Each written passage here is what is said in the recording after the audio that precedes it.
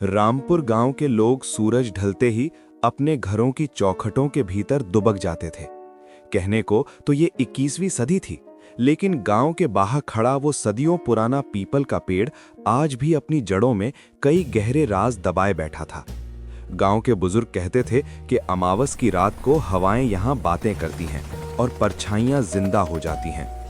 माधव, जो शहर की एक निजी कंपनी में क्लोजिंग के काम में फंसा था, इन बातों को महज अंधविश्वास मानता था। लेकिन उस रात उसकी किस्मत ने एक अलग ही मोड़ ले लिया।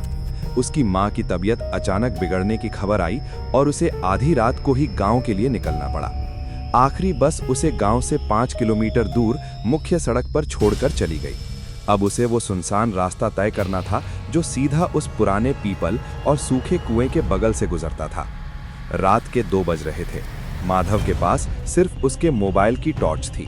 सन्नाटा इतना गहरा था कि उसे अपनी ही सांसों की आवाज किसी के पीछे चलने जैसी सुनाई दे रही थी।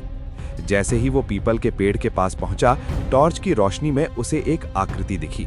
एक बूढ़ी औरत सफेद मैली साड़ी में सड़क के किनारे बैठी एक भारी पोटली के साथ संघर्ष कर रही थी। माधव का दिल पसीज गया। उसने पास जाकर पूछा, माई, इतनी रात को यहाँ क्या कर रही हो? बुढ़िया ने अपना चेहरा नहीं उठाया, बस कांपती आवाज में कहा, बेटा, बुढ़ापा है, ये पोटली उठ नहीं रही, जरा इसे आगे मोड़ तक पहुंचा देगा, तेरी बड़ी दुआ लगेगी। माधव ने जैसे ही पोटली को छुआ, उसे महसूस हुआ कि वो पत्थर से भी ज्यादा भारी थी। उसने पूरी ताकत लगाकर पोटली उठाई, लेकिन जैसे ही वो मुड़ा, वो औरत वहां नहीं थी। सड़क बिल्कुल खाली थी। माधव के हाथ से पोटली गिर गई और उसमें से इंसानी हड्डियों के टकराने जैसी आवाज आई। माधव का शरीर पसीने से तरबतर हो गया। वो बेतहाशा भागा। भागते भागते उसे गांव की सरहद पर एक लालटेन जलती दिखी। पास पहुंचा तो देखा कि उसकी पत्नी राधा खड़ी थी। माधव को राहत मिली। उसने हांफते हुए पूछा, राधा, तुम यहाँ क्या कर रही हो? माँ कैसी हैं? राधा ने धीमे से मुस्कुराकर कहा, माँ ठीक है, मैं आपको लेने आई थी। चलिए, छोटा रास्ता कुएं के पास से है। माधव उसके पीछे पीछे चल दिया। चलते चलते उसे ध्यान आया कि राधा ने पायल नहीं पहनी थी, फिर भी उसके चलने से छन छन की आवाज आ रही थी। उसने नीचे देखा, राधा के पैर मिट्टी में नहीं थे। वो जमीन से 2 इंच ऊपर चल रही थी और उसके पैर पीछे की तरफ मुड़े हुए थे। माधव के गले से आवाज नहीं निकली। वो छलावा था। उसने जैसे ही अपना सिर ऊपर उठाया, राधा का चेहरा भयानक रूप ले चुका था। उसकी आंखें जलते कोयले जैसी लाल थीं। बुढ़िया ने कहा, कहाँ जाओगे माधव? यहाँ से कोई वापस नहीं जाता। उस साये ने अपनी लंबी उंगलियां माधव के गले की तरफ बढ़ाई। माधव ने अपनी जेब से वो रक्षा सूत्र निकाला जो उसकी मां ने उसे पिछले साल बांधा था।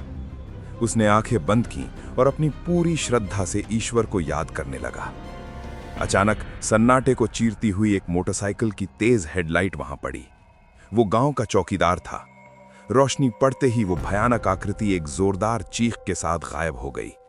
माधव बेहोश होकर गिर पड़ा। अगली सुबह जब माधव की आंखें खुलीं तो उसने खुद को अपने पुराने घर के आंगन में पाया। धूप खिड़की से छन कर आ रही थी, लेकिन उसे ठंड महसूस हो रही थी। वही अलौकिक ठंड जो उसने पीपल के पेड़ के पास महसूस की थी। उसके गले पर उंगलियों के नीले निशान थे। गांव के सबसे बुजुर्ग व्यक्ति काका उसके सिरहाने बैठे थे। उन्होंने हुक्का गुड़गुड़ाते हुए कहा, बेटा माधव, तू खुशकिस्मत है जो लौट आया। उस कुएं और पेड़ का रिश्ता आज का नहीं है। वो छलावा असल में उस जमींदार की बेटी है जिसे 80 साल पहले इसी रात को मार दिया गया था। तब से वो हर अमावस को किसी ऐसे व्यक्ति को ढूंढती है जो उसे उस अंधेरे से बाहर निकाल सके, लेकिन जो उसके पास जाता है ये खुद अंधेरा बन जाता है। माधव ने कांपते हुए पूछा, लेकिन उसने मेरी माँ और पत्नी का रूप क्यों लिया? काका ने गंभीर होकर कहा, छलावा सबसे पहले तुम्हारी ममता और तुम्हारे विश्वास पर वार करता है। वो तुम्हारी यादों को पढ़ लेता है। बाहर चिलचिलाती धूप थी, फिर भी कमरे का तापमान गिरता जा रहा था। माधव ने खिड़की से बाहर देखा, वहां कोई नहीं था, लेकिन गीली मिट्टी पर पैरों के उल्टे निशान बने हुए थे जो सीधे खिड़की तक आ रहे थे।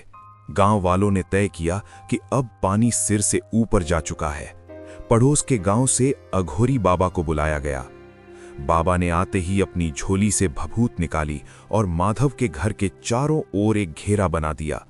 बाबा ने एक पीतल का ताबीज माधव के हाथ में थमाया और कहा, अगर आज नहीं गए तो तुम्हारी माँ कल का सूरज नहीं देख पाएंगी।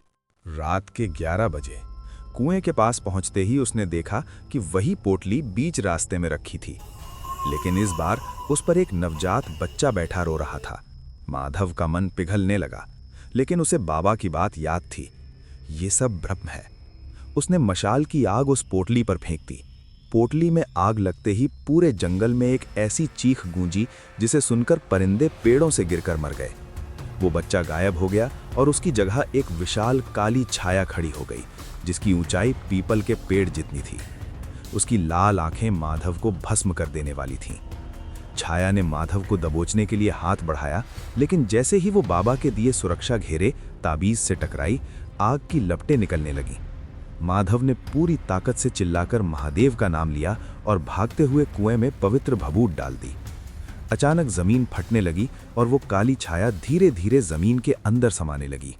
जब सूरज निकला तो गांव के वातावरण में वो भारीपन नहीं था।